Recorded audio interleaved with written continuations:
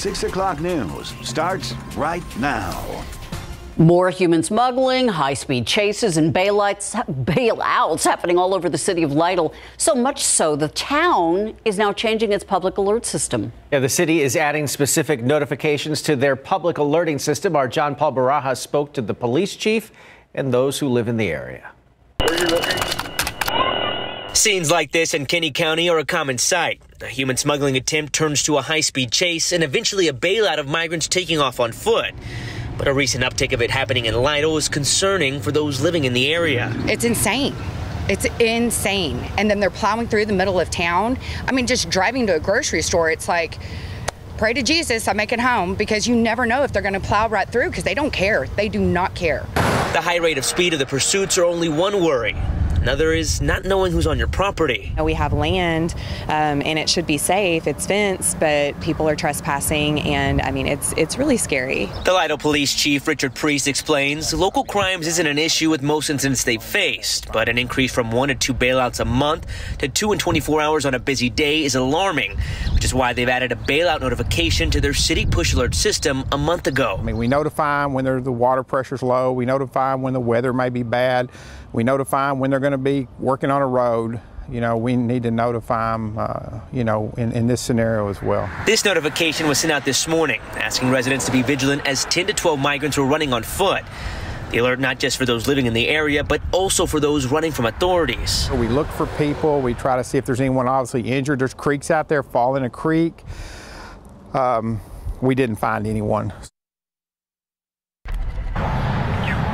Today's bailout ended here near this brushy area on a stretch of I-35 not far from Benton City Road. But whenever they don't think that cross streets are enough, they'll include a landmark.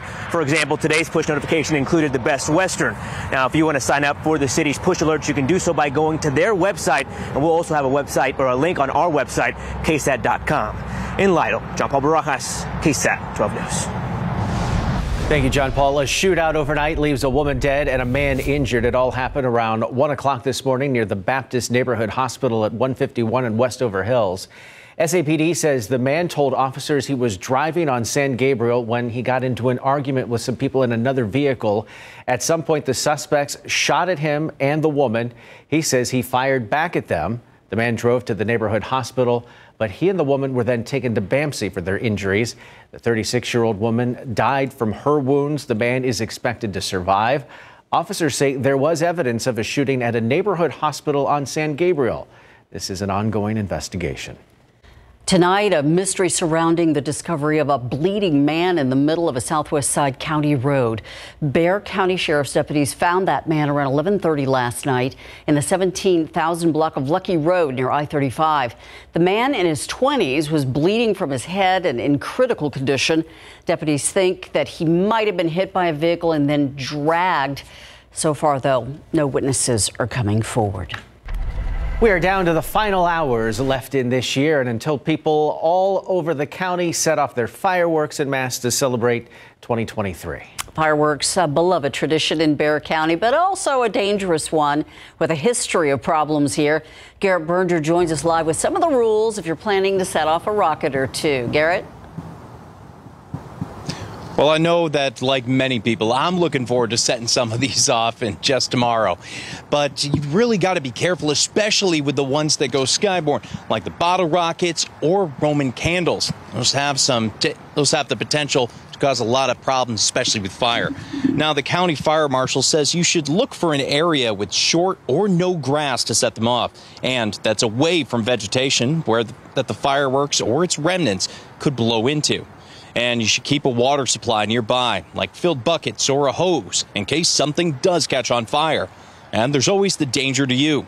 So handle them safely and don't shoot them at each other or out of a car, which is illegal. If you're going to allow younger people, younger kids to utilize fireworks, do it with supervision, right? And I always try to make sure that people understand that just because somebody's an adult doesn't mean they're a responsible adult, right? So we don't want to mix alcohol and fireworks.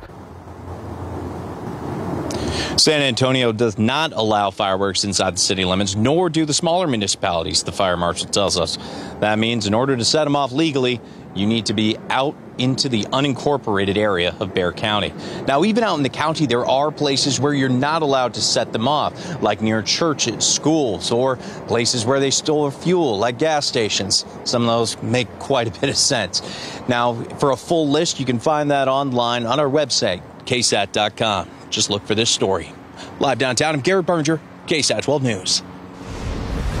Thank you, Garrett. Be safe out there this weekend. The office of Governor Greg Abbott releasing a year-end review of his migrant busing program. Officials say the state started busing migrants to so-called sanctuary cities back on April 13th.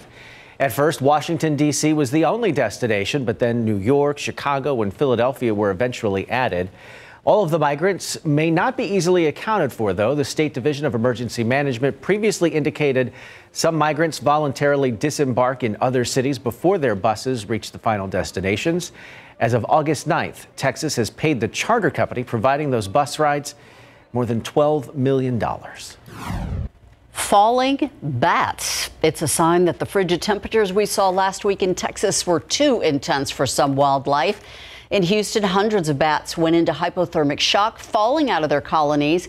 But the Houston Humane Society rescued some of these frozen Mexican free-tail bats and managed to rehabilitate them with an incubator that warmed them back up. Some of the bats, by the way, have already been released back into the wild. The Southwest Airlines meltdown may finally be coming to an end. So far, most of its flights are running on schedule, with just over 40 flights canceled today. That's per FlightAware. It comes after canceling close to an astonishing 16,000 flights over the holidays. Isabel Rosales now reports on what the airline CEO says you're owed. It's been holiday travel hell week for Southwest customers. This has been a crazy time. Thousands of canceled flights. Our next available seats for rebooking are on the 31st and beyond. Hours-long delays and lost luggage. But now, Southwest flight status boards in the green. While the airline's flights may be going smooth, the same can't be said for its reputation. They lost 1,000-something bags. I've been watching the news. Now they want us to still get them our bags. Is that crazy or what? They better give me some compensation for a week. Transportation Secretary Pete Buttigieg warning the airline could face tens of thousands of dollars per violation per passenger if it doesn't make good with refunds and expenses. Our department is going to do everything it takes to hold them accountable for their treatment of their passengers. Airline CEO Bob Jordan vowing Southwest will go above and beyond for the customers they left stranded across the U.S., many never making it home for the holidays. I'm extremely sorry for that. There's just no way almost to apologize. And we'll be looking at and taking care of things like rental cars, hotel rooms, meals, booking customers on other airlines. Southwest promises to make good after the travel nightmare. Some passengers ready to leave this nightmare behind in 2022. I'll try to go have some fun on New Year's Eve. They didn't just, no, I ain't gonna let them spoil my day. I'm Isabel Rosales reporting. Now, if you or a loved one was impacted by all the Southwest troubles, here's what you need to do. Head over to southwest.com/travel disruption. There you can submit for a full refund or reimbursement request for meals, hotels, and alternate transportation. And still, right now, weather continues to be an issue across almost a dozen states. 11 states currently under some kind of a storm alert. That includes a new storm system hitting western states like Colorado. Right now, drivers are facing treacherous driving conditions. Earlier, more than 24 cars were involved in a pileup just outside Denver, Colorado. There has been so many accidents and so many stuck vehicles that I-70 has now been shut down for almost 10 hours. There's been a few people that I think were in the tunnel that were a little worried about carbon monoxide, and they had their kind of doors propped up with like a towel in front of it. Meanwhile, in Buffalo, New York, after getting hit with that historic and deadly winter storm, the city is expecting to face flooding from the ice melt. State officials say they're standing by with 800,000 sandbags. It's not one thing, it's another. Yeah, back here at home, though, nothing to complain about, really, other than the lack of rain, which we could use some. Exactly. Yeah, we've only managed to find a couple of sprinkles out there. Some very light rain, mainly northwest of San Antonio throughout this Friday. Still have the cloud cover on hand here in town, but already seeing clear skies take over across our far southern counties. It was another warmer than average day, though. Not too bad considering we did have some drier air filter in here at the surface. A low of 50 earlier this morning, a high of 72, about 9 degrees above the average, high of 63. Temperatures cooling down into the 60s for most. Already have some upper 50s, though, across portions of the hill country. 65 is where we sit here this 6 p.m. hour officially here in San Antonio. We will see those skies clear across the majority of our area through any Friday evening plans, and especially tonight. That's going to lead in more sunshine into our New Year's Eve. We'll have a full look at that upcoming holiday weekend forecast in just a few, guys. Thank you, Mia. And to prove the point that we don't have much to talk about in the weather department, we're going to take a look outside with the traffic authority cameras, and you can see traffic is moving along really nicely. No stacking up like we normally have at rush hour. Nice to see. Even if you have the cause and manner of death, even if you could provide closure to family, you don't even have the family to provide the closure to. They answer the question, how did someone die? But that's not always the big mystery. Sometimes it's, who is that person? Coming up on the new KSAT Explains, a one-on-one interview with the Bexar County medical examiner and the chief investigator. We're also going to take a rare look behind the scenes at the DA's office. What does the DA have planned for the future?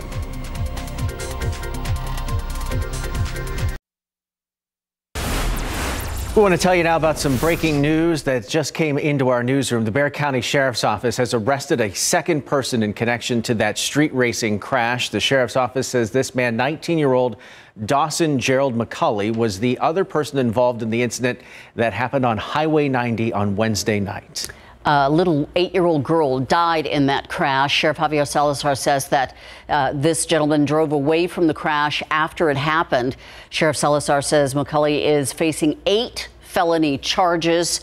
A woman and her 8-year-old daughter were injured in that crash. There was another suspect in the case, 33-year-old Hammer John Phelan. He was taken into custody yesterday.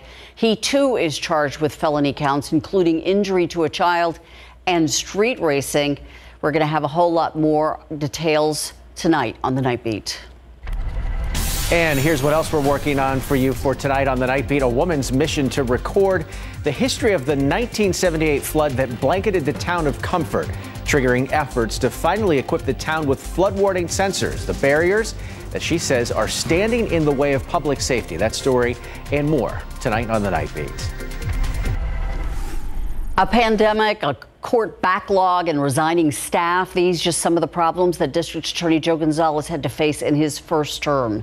And it looks like some of those same problems remain in his second term. Erica Hernandez sat down with the district attorney recently, and he talks about the goals he has for himself and for his office.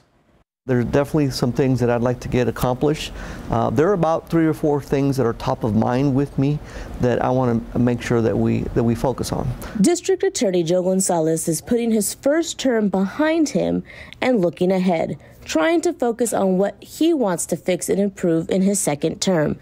One improvement, community engagement and educating the public on what his office does to clear up any misinformation. We handle 60,000 cases a year, and it's always a challenge to make sure that we focus our attention on what is important.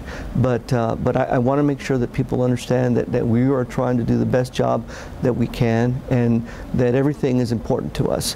As far as retaining staff, there is a pay difference from other counties, but Gonzalez says he also needs to evaluate how the office is being run. We need to take a good look at what works and what doesn't, and certainly if there are things that haven't been working, then I need to be able to be flexible enough to change.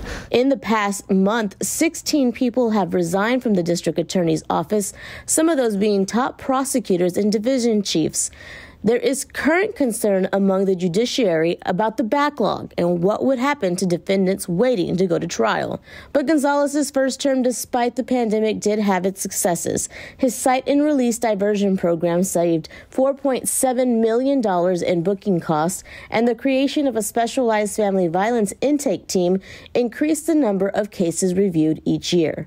And as his second term begins on January 1st, the main priority remains, which is public safety and keeping violent criminals off the streets. We have to continue to work at doing our job because crime does not stop. And the victims of crime still expect their day in court. They expect justice. Erica Hernandez, KSAT 12 News. And we want to make a correction on the story we were telling you about the new arrest in the street racing case. So no one has died in that accident that occurred during the street racing. A 10-year-old child and their mother was critically injured in that accident. Let's take a live look outside with Sky 12 there over the Pearl. A beautiful day to be out there. I was down at the Market Square earlier today. Lots of people out there enjoying the beautiful weather we have this time. Yeah, we're going to have a long weekend for a lot of people. They're going to be out and about because the weather is no reason to stay home. Exactly. It's going to cooperate with us as we get ready to wrap up 2022 and head into the new year. We had the cloud cover in place today. Still, temperatures were pleasant. We started off in the low 50s, then afternoon highs were in the upper 60s and low 70s. We're going to continue that warming trend as we head into our New Year's Eve tomorrow.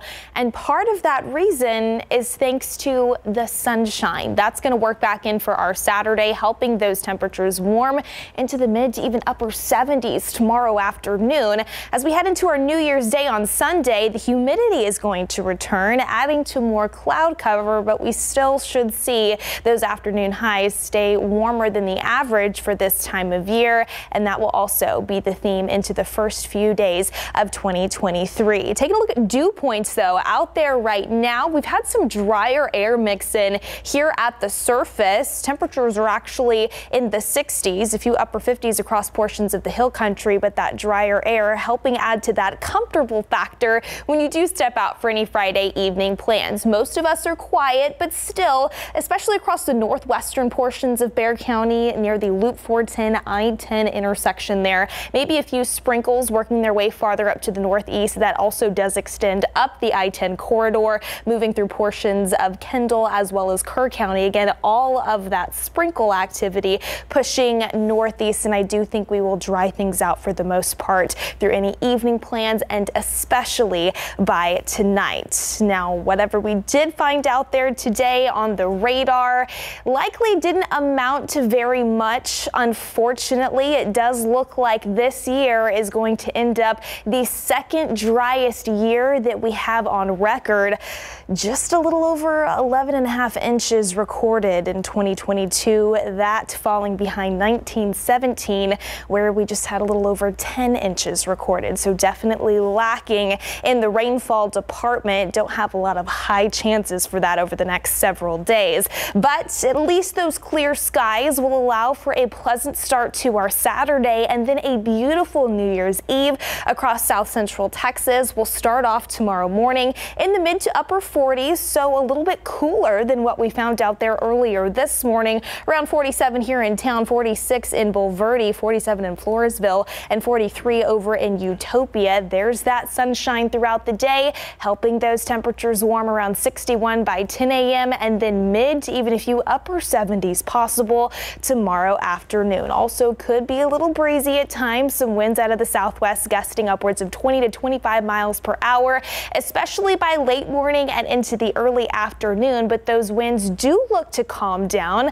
later tomorrow night. If you're stepping out for any late night plans to ring in the new year here in San Antonio, mostly clear to clear skies. Temperatures pretty comfortable in the low 60s by 10 p.m. here in town, and then we'll see those temperatures transition to the 50s as we head into the early morning hours of our Sunday. Speaking of Sunday, that's when we're going to see that humidity work back in, so the cloud cover moves in as well, especially by the end of the day. We'll continue that warming trend near 80 by by Monday, but that's also when we'll monitor for our next front to move through and maybe a few isolated showers to a storm, especially east of San Antonio, guys. All right. Thank you, Mia.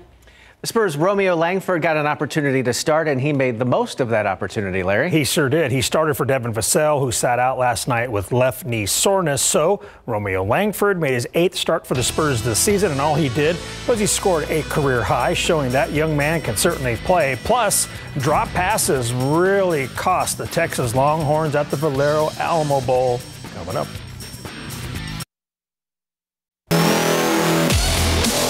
Led by Keldon Johnson and his 30 points, the Spurs beat the Knicks 122-115 last night. After an early back-and-forth battle, the Spurs took the lead for good, 29-27. Thanks to a Malachi Branham 3-ball, they'd go up by as many as 17 points in the third quarter before holding off a late New York run. Shooting guard Romeo Langford started for the injured Devin Vassell, and Romeo scored a career-high 23 points in 28 minutes, making 11 of his 16 field goal attempts. I'm proud of him. You know, I'm happy that he's with us. You know, he's a great defender. He's playing well, and like you said, he's cutting to the basket, hitting jump shots. Hit a big pull-up tonight, and I mean, he's just been playing great. You know, and like you said, he stayed ready. Because some games he plays, some games he starts, some games he come out the bench. You never know. And, he's a prime example of staying ready and you know, just taking advantage of the opportunity. Spurs will host the Mavs tomorrow at 6 p.m. at the AT&T Center, and Vassell is doubtful with left knee soreness. The Mavs come to town riding a season-high 5-game winning streak. They beat Houston 129-114 last night. And once again, Luka Doncic led the way. He had 35 points, 12 rebounds, 13 assists for his second straight triple-double and his NBA best 8th triple-double of the season. The Valero Alamo Bowl between Texas and Washington wasn't the highest-scoring affair many anticipated, as the two sides combined for 47 points. The over-under was 67.5. Washington set the tone early on when running back Wayne Tualapapa scores from 42 yards out to make it 10-3 Huskies. Part of his 108 yards on the ground, Huskies led 13-3 at halftime. Early third quarter, Texas finally finds the end zone. Quarterback Quinn Ewers throws to Jonathan Brooks, and he does the rest, taking up 34 yards of the pay dirt, and Texas trails 13-10. Third quarter, Texas is down 10 when Ewers throws the wide-open Xavier Worthy, who drops a potential touchdown catch. That was his second straight drop. Brutal. Ewers wasn't happy about that, and Texas is not pleased with the outcome. Texas falls to Washington 27-20. Drop passes didn't help their cause. Tonight was a microcosm of kind of how the season went for us. So we got to improve that area of our team, like a lot of areas, but that's going to be one in particular, because that should be a real asset of ours. We should be a dynamic passing football team, and we're close to being one, but we just can't have the missed ops when they present themselves. UT finishes the season 8-5. Sarkisian has a 2-7 record now against ranked opponents as the Texas head coach. Pro football coverage, powered by Davis Law Firm. Last night, the Dallas Cowboys overcame a slow start to win at the Tennessee Titans 27-13, improving to 12-4 this season. Cowboys quarterback Dak Prescott finished with 282 passing yards, 2 interceptions, and 2 TD passes. Dak's first pick wasn't his fault because his pass hit Peyton Hendershot right between the numbers. He bobbled the ball, and Kevin Byard was there for the interception. Then on Dak's second pick, Byard jumped right in front of his intended target, Dalton Schultz. Dak's sixth straight game with an INT. Yeah, it is frustrating, as I said. Whether it's off your guy's hands or whether I throw it behind the receiver and he makes the play, and the cornerback makes the play, they're all frustrating, and somehow or another they've got to stop. For the season, Dak has 14 interceptions, tied for the most with Las Vegas Raiders QB Derek Carr. And we end with a dude chugging mayo during today's Duke's Mayo Bowl in Charlotte, North Carolina. Some of those around him were cheering him on. Maryland beat NC State 16-12, meaning Terps head coach Mike Locksley enjoyed a mayo shower after the game. Watered down, it looks like, but still. That wasn't watered down. Gross. The dude in the stand. No, the first one was not watered down. That's right up there with can't Joey even Chestnut imagine. swallowing all those hot dogs on the 4th of July. Thanks, Larry. We'll be right back.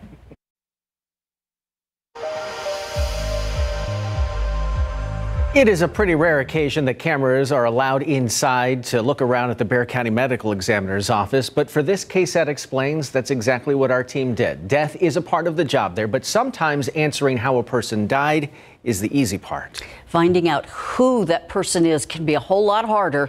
Today, we're talking one-on-one with the chief medical examiner and the chief investigator in an attempt to solve the mystery surrounding what it is they do with unidentified remains.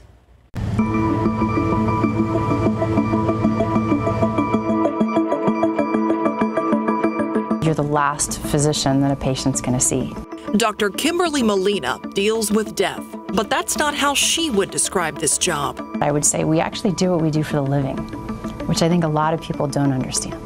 The living, those left behind and left with questions. But there are often questions about what happens here. What does it mean when someone dies and ends up in the care of the medical examiner's office? The most common preconception that people have is that if someone comes to our office, if the death falls under our jurisdiction, they think immediately, oh, they think someone killed them, that it's a homicide, that all we do here are homicides. And we do homicides here, that is our jurisdiction. But our jurisdiction is actually any unnatural death. So car accidents, people who fall down and maybe hit their heads, or cases where we just don't know. They may not be under doctor's care, may not have significant medical history. Nicole Healy is chief investigator for the medical examiner's office. Investigation section were the eyes and ears of the doctors, the actual forensic pathologists at the scenes. She and her team respond to the scene of a death. Law enforcement may investigate if someone died as the result of a crime. She wants to know why they died. It's number one, why did the person die, but then also, who are they? Unfortunately, it does happen where cases take, weeks, months, even years for us to really figure out what happened. Had they ever been fingerprinted? We'll run fingerprints. Or do you know who their dentist is? Yes, they were seen here. We can take x-rays and see if they have sort of any implanted hardware, for instance, a pacemaker, or maybe they've had a hip replacement. And try to track people down that way. We can actually contact the manufacturer of these devices and ask them to assist us as to what hospital did you send this to? What date was it manufactured? What date was it implanted? People sometimes will have tattoos that will say who they are, at least give us family members. What happens if you hit a dead end, if none of those options work? Currently working probably 20 active cases within the past 10 years. 20 people whose names the medical examiner's office does not know, but is still working to find out. So they turn to the internet. On May 29th, 2021, the body of an unidentified man was discovered in the 8900 block of Mission Road in San Antonio. This spring, the medical examiner's office redesigned its website, highlighting those unidentified cases, sharing what is known about the person. He was 5 foot 8 inches tall and weighed about 140 pounds. He had a tattoo on his upper left arm showing a flag, heart, and a ribbon. This is another tool in our toolbox that we didn't have 20 years ago, right? 10 years ago. Now we have it, let's use it. Each case includes a forensic sketch of what it's believed that person looked like. These forensic artists are not necessarily looking at a face when they are drawing these sketches. They have to put together details that may not be there. Absolutely. It's going to be case by case. Sometimes they could do a sketch. Sometimes they go into even more forensic artwork where they're just getting details, information, molds, and going from there. It's those unidentified cases that so often stick with this team. Even if you have the cause and manner of death, even if you could provide closure to family, you don't even have the family to provide the closure to. An extraordinary effort to identify remains came in June, when 53 migrants died after being trapped in the back of a sweltering 18-wheeler. The medical examiner's office worked with consulates from Mexico, Honduras, and Guatemala to identify those who passed. And just a month before that, the horrific shooting at Robb Elementary in Uvalde. The Bexar County Medical Examiner's office again was tasked with responding in the aftermath of that tragedy. Doctors from other parts of the state were called in to help. When people come into our care, there's not a choice, right? The families don't actually have a choice. There's some part of the mandate, the legal mandate, that has brought them into our care. We absolutely want to make sure that families understand that we are going to treat their loved ones with dignity, with respect. We're going to get the answers that they deserve. Even if in some cases, it takes years. This is someone's loved one, their son, their mother, their daughter. They have a name now. This is our day at the office. This is what we do. But each call, it's that family's worst day of their life. I don't think we see the death all day. We see the living.